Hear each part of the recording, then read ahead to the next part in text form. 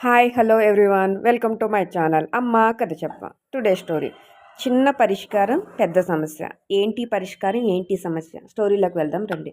ఒక ఊరిలో ఒక పెద్ద జలాశయం ఉంది. ఆ ఊరు మొత్తానికి ఆ నీళ్ళ ద్వారా ఆధారపడి తాగడానికి వ్యవసాయం చేయడానికి ఉపయోగిస్తారనమాట. అయితే ఆ జలాశయంలో ఒక చిన్న రంధ్రం ఏర్పడింది అనమాట. దానివల్ల కొద్దిగా నీళ్లు బయటికి లీక్ అవుతున్నాయి. ఊర్లో కొందరు దీని గురించి మాట్లాడుతూ చిన్నదే ఒక 3 రోజుల్లో చూద్దామని చెప్పేసి కాలయాపన చేస్తారనమాట.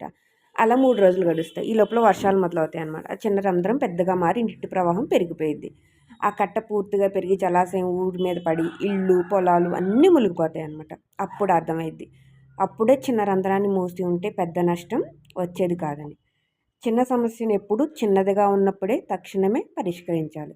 చిన్న పరిష్కారమే పెద్ద నష్టాన్ని నివారిస్తుంది. మోరల్ ఆఫ్ ది స్టోరీ ఏంటండి? Small solution for big problem. చిన్న రంధ్రాన్ని మూసి ఉంటే ఈ స్టోరీలో పెద్ద ప్రమాదం తప్పి ఉండేది. అదండి ఈరోజు story. Thank you for watching. Please subscribe my channel. Thank you.